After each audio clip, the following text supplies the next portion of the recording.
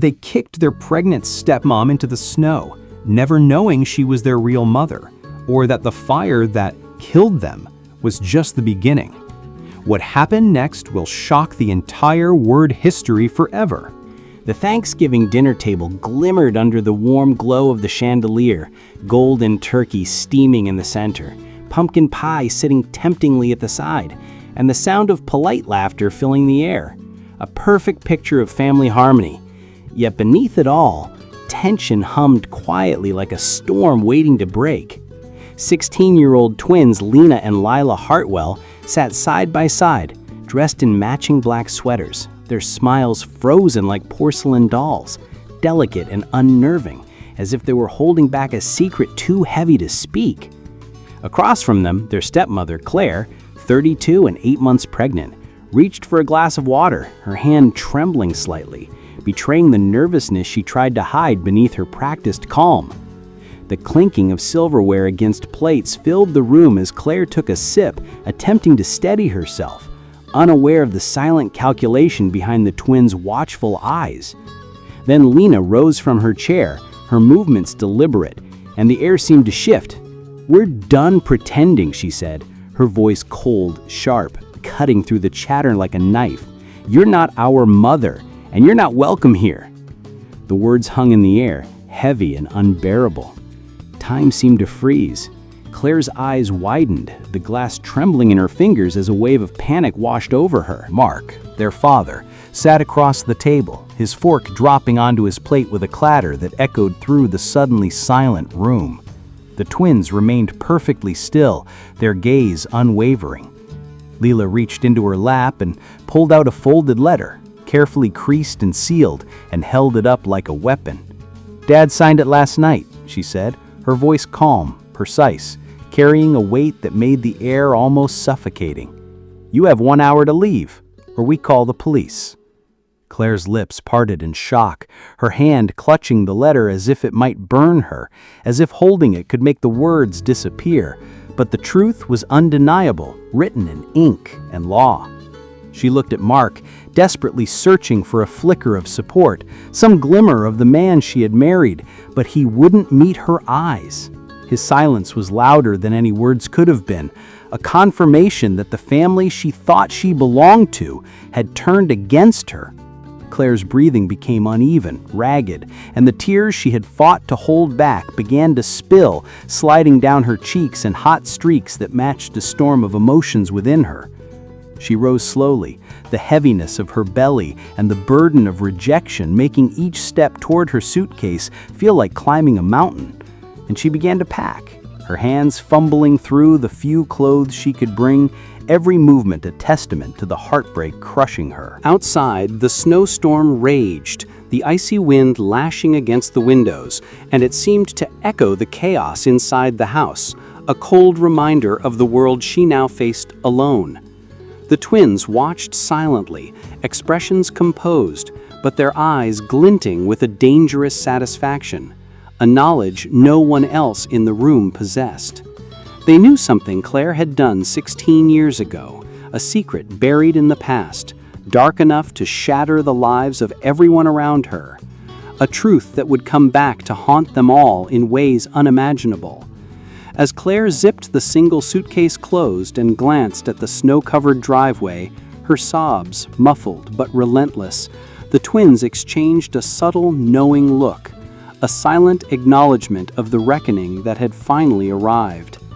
The warmth of the holiday dinner was gone, replaced by a cold, unyielding tension, a sense that the fragile illusion of family had finally collapsed. The room seemed smaller now, the air heavier, every sound amplified. The creak of the floorboards, the distant howl of the wind, the soft thud of Claire's suitcase as she lifted it, each echo a reminder that nothing would ever be the same.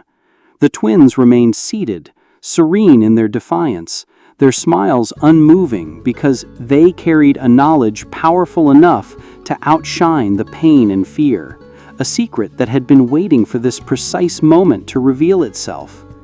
And as Claire stepped into the blizzard, tears streaming and heartbreaking, The twins watched from the doorway, the flickering candlelight casting long shadows across the room. Shadows that seemed to dance in anticipation of the storm of consequences that was about to descend on all of them. A storm that had been set in motion 16 years ago by actions no one yet understood fully, and that would not be easily forgotten or forgiven. Flashback to 1998, a quiet, rain-soaked town in Oregon where secrets were often buried beneath the whispering pines and the gentle hum of everyday life. In the dim light of a small, nondescript hospital room, a teenage girl named Claire Morrison endured the pain and fear of giving birth in secret, far from the eyes of her family and the judgmental gaze of the world she knew would never understand.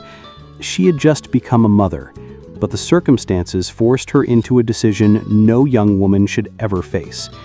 Her trembling hands held her newborn twins close, their tiny cries piercing the stillness of the room, a reminder of life and love that now hung in the balance. But in that moment of vulnerability, betrayal slithered quietly into her world. She handed over the babies, believing she was ensuring their safety, trusting the nurse who smiled kindly, promising her they would find loving homes. That nurse, however, had been paid off, her conscience sold for money, and she delivered a cruel lie. "I'm so sorry, Claire. They didn't make it.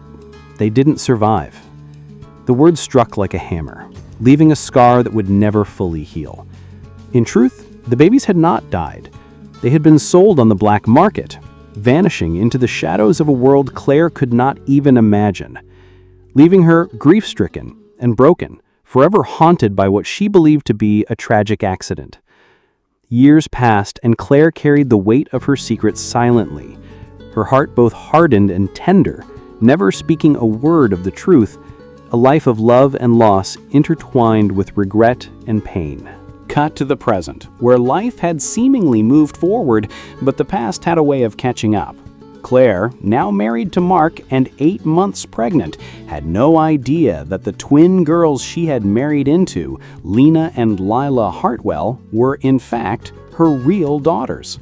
The cruel twist of fate was something only Mark knew, something he had uncovered by poring over old hospital records and adoption papers, following threads of evidence Claire had never suspected. And rather than sharing the truth with compassion or kindness, Mark manipulated it, twisting the narrative to his own advantage. When he revealed this story to the twins, he did so with venom, a subtle corruption that poisoned their minds and hearts. "She abandoned you," he said, his words sharp and precise, calculated to wound. "She didn't want you. She only married me for money." The twins, young but sharp, absorbed every word, every implication, feeling the rage and betrayal ignite within them. The seeds of revenge took root, growing into a plan that was as cold as it was calculated. They orchestrated the eviction, meticulously planning the shame and public humiliation that would strip Claire of her dignity and force her into the freezing storm outside, each action measured and deliberate, every detail designed to inflict maximum pain. The twins' smiles, poised and knowing, masked the depth of their anger, and they carried the weight of a history they believed Claire had denied, an injustice they were determined to correct in their own eyes. But the story was far from over, and the stakes far higher than anyone realized. Claire wasn't just pregnant with Mark's baby. She was carrying something far more significant: proof, tangible evidence that could change everything. A DNA test, discreetly prepared and carefully sealed, awaited the twins, the results capable of revealing the shocking truth of their parentage and overturning the narrative Mark had so carefully constructed. The irony was cruel. The very person they believed had abandoned them had in fact never let go, and the proof was growing inside her, a living testament to what had been hidden, manipulated, and twisted for 16 long years. The tension between past and present, betrayal and truth, coiled in the room like a living thing, waiting for the moment it would strike. The twins thought they controlled the situation, but the secret DNA test threatened to shatter everything they had planned, a revelation that could undo the satisfaction of revenge and confront them with a reality they had never imagined. And as Claire moved through the day, packing, crying, and feeling the sting of rejection, the silent, unspoken truth lingered that the past was not finished, that the secrets of 16 years could no longer be contained, and that the real story, the story of love, loss, deception, and ultimate reckoning, was only just beginning to unfold, ready to consume everyone in its path. Claire stumbled through the relentless snowstorm, each step heavier than the last, her body aching, her mind racing, and the bitter wind slicing at her face like shards of ice. The world outside seemed to mirror the chaos inside her heart, cold, merciless, and unforgiving. She had been cast out, rejected by the daughter she had given everything for, betrayed by the man she had trusted, and now she was alone in the storm, clutching the single suitcase that held her few remaining possessions and the fragile remnants of her dignity. Suddenly, a tire blew on her old car with a deafening bang, throwing her into a panic as she lost control and the vehicle skidded, finally coming to a stop on the icy roadside. Heart pounding and chest tight with fear, she stumbled out, the snow quickly soaking through her shoes, and collapsed against the frozen ground, her body shivering uncontrollably. Hours seemed to stretch into eternity, and for a moment she felt the weight of despair pressing down so heavily that it threatened to crush her entirely. But then, as if guided by fate, a passing nurse spotted her through the white haze, her own coat dusted with snow, and helped Claire to a nearby motel, a small refuge in the merciless night. Once inside, Claire shivered and wrapped herself in a thin blanket, her teeth chattering as the warmth slowly seeped back into her frozen limbs. She pulled her suitcase close and began sifting through its contents, her hands trembling with a mixture of exhaustion, fear, and the faint glimmer of hope that maybe, just maybe, the universe had not entirely abandoned her. And then she found it, a small, unassuming envelope that had somehow made its way into her bag, a package she had nearly overlooked in her frantic flight from the Hartwell home. With fumbling fingers, she opened it and discovered the DNA results she had been too afraid to hope for, the evidence of a truth that could not be denied. Her breath caught in her throat as she scanned the QR code printed on the page, her eyes widening in disbelief as the names appeared on the screen. Lena Hartwell, 99.9% biological match to Claire Morrison. Leela Hartwell, 99.9% biological match to Claire Morrison. Her heart leapt, then faltered, then soared again. The girls she had mourned, the daughters she had believed lost forever, were alive. They were real. They were hers. And the tears she had held back for so long now poured freely down her face. She sank back into the chair, gripping the small envelope as if it were a lifeline, and reached into her bag once more. Her fingers closed around an old locket, tarnished with age, but still precious beyond measure. She opened it carefully, revealing 2 tiny baby footprints etched into its surface, a delicate engraving that read, "My angels, lost but never forgotten." The sight of it made her knees weaken, her body trembling not from cold this time, but from the overwhelming surge of emotion, joy, relief, sorrow, and an almost unbearable longing all intertwined. She pressed the locket to her lips, whispering a silent prayer of gratitude to the universe that her babies had survived, that fate had not been entirely cruel. Driven by a sudden, desperate need to bridge the gap between past and present, she picked up the phone, her fingers fumbling with the buttons as she dialed the number she had memorized, ready to finally speak to the daughter she had been denied for 16 long years. Her heart raced, her pulse echoing in her ears, but the call never went through. Panic clawed at her chest as she tried again, her voice trembling with fear and anticipation, but still the line remained dead, unresponsive, a cruel barrier between her and the miracle she had just discovered. Then, as the first light of morning crept through the frosted motel window, the world outside shifted from quiet despair to shocking horror. The news on the television blared with a headline that froze her blood: "Twin teens found dead in burning home." Her hands flew to her mouth as the room seemed to tilt, the weight of dread crushing her spirit. The girls she had just learned were alive, her daughters, her angels, were now reported dead, and the cold, bitter truth of their fate threatened to overwhelm her entirely. She sank to the floor, the DNA results still clutched tightly in her hand, the locket pressed to her heart, and sobbed, the sound a mixture of anguish, disbelief, and an unbearable longing that had no words. Outside, the snow continued to fall, indifferent to the human suffering it surrounded, a silent witness to the unraveling of a story that had begun 16 years earlier, a story of love, loss, betrayal, and the cruel twists of fate that refused to be denied. In that moment, Claire understood that her fight was far from over, that the path ahead would be fraught with danger, grief, and unthinkable choices, and that the revelation of her daughter's existence had come at the greatest cost imaginable, leaving her with nothing but the fragments of hope, the weight of truth, and the burning question that would haunt her for every step of the journey yet to come. The house was engulfed in flames, fire roaring through every room with a merciless intensity, consuming furniture, walls, and memories alike, as black smoke curled into the night sky and turned the world outside into a haze of orange and ash.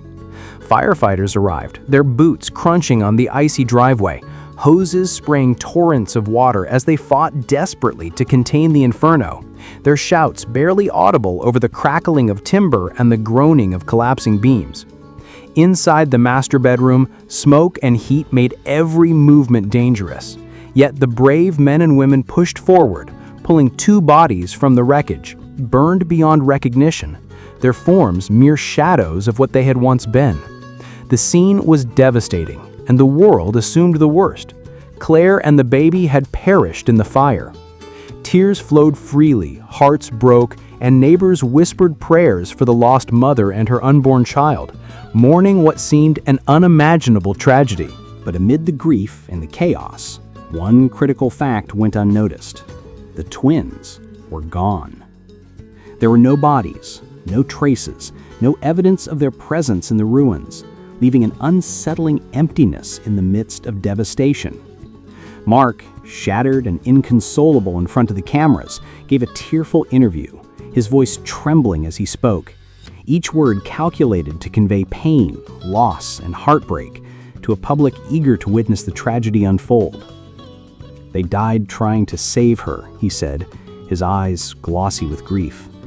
"My girls, my angels." The nation watched, hearts breaking with him, yet the truth lay hidden behind a carefully constructed performance, a deception that would shock anyone who discovered it. Meanwhile, miles away, the truth began to surface in the most ordinary of ways. A security camera at a gas station, 50 miles from the scene of the fire, captured 2 girls in hoodies, moving quickly but deliberately through the aisles. They purchased bus tickets, their hands exchanging cash with the clerk, faces obscured but posture unmistakable. The camera, though crude and grainy, revealed details that betrayed the twins' identities. Same height, same walk, and the unmistakable scar on the left hand, a mark from a childhood burn that only they bore. One detail was even more startling. One of the girls was not pregnant, contradicting every assumption made in the wake of the fire, and hinting at a truth that would unravel everything the world thought it knew. The twins had not died. They had faked the fire with meticulous precision, understanding every angle, every expectation, every assumption that would be made by their father, the authorities, and the public. And they were not fleeing from the law, nor acting out of fear, greed, or malice. Their plan had a deeper, more personal purpose, one that drove every calculated decision and daring risk they had taken. They were running towards something far more important than safety or revenge.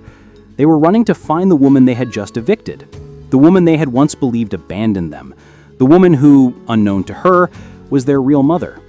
Each step they took on the cold, dark streets, each bus ticket purchased, each glance over the shoulder was measured, purposeful, a silent promise to themselves that the truth would finally be confronted.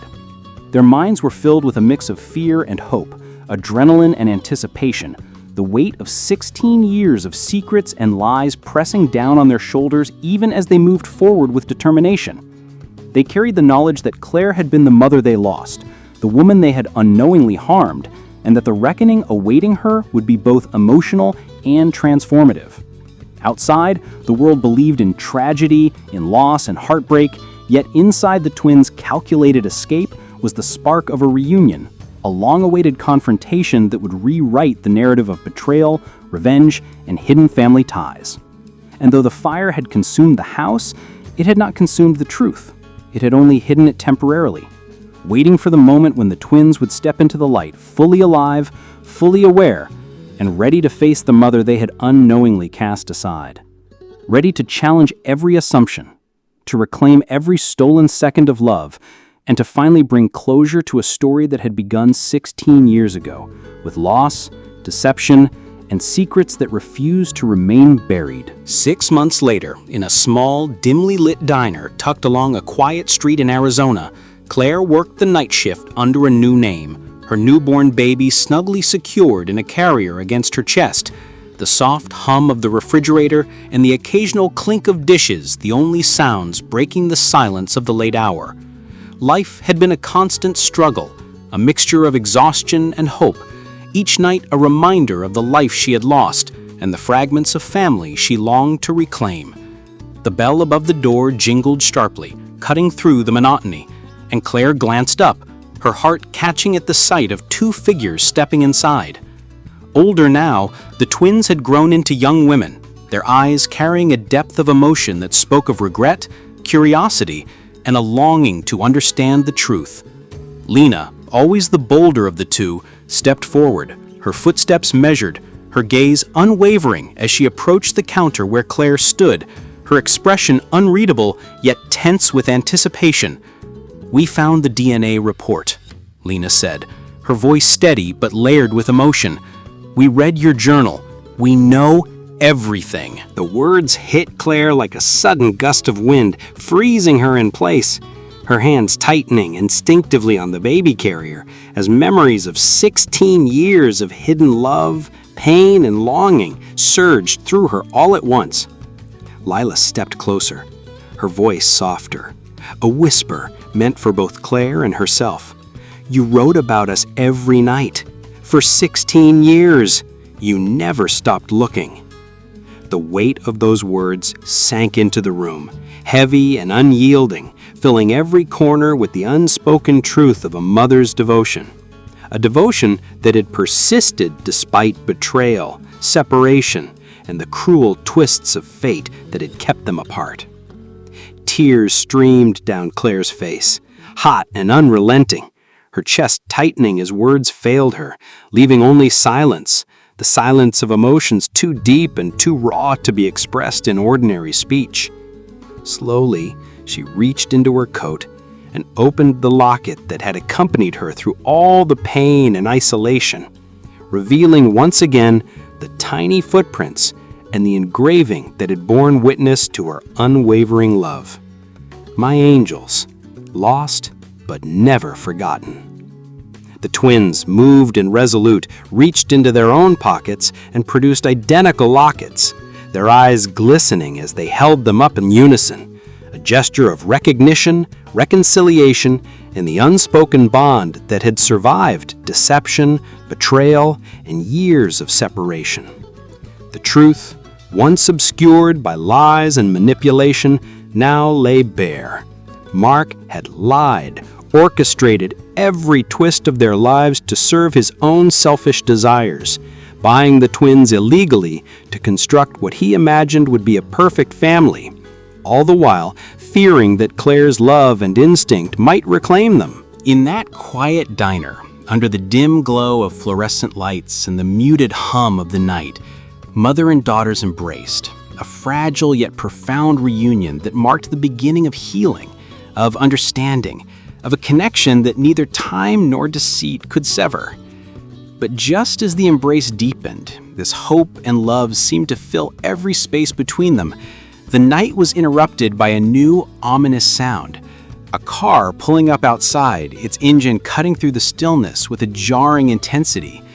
A man stepped out of the vehicle, his presence commanding and threatening, carrying in his hands both a birth certificate that immediately drew Claire's attention, the paper trembling slightly in her grip as the fluorescent light glinted off its surface. The document bore the name Father, unknown, Mother, Claire Hartwell, yet one crucial detail stood out. The names of the babies were not Lena and Lila. They were different. Emma and Ellie. The revelation sent a shiver through the room, blending disbelief, shock, and a dawning realization that the story they believed they understood was far from over, that secrets yet unspoken and truths yet to revealed awaited them, and that the path ahead would demand courage, resilience, and the unyielding love that had persisted through 16 years of hardship. In that moment, the diner, the night, and the fragile peace were suspended in a tension so thick it could almost be touched, as mother and daughters, united, yet still facing mysteries beyond their comprehension, prepared to confront a past that refused to remain buried, and a future that promised both peril and redemption.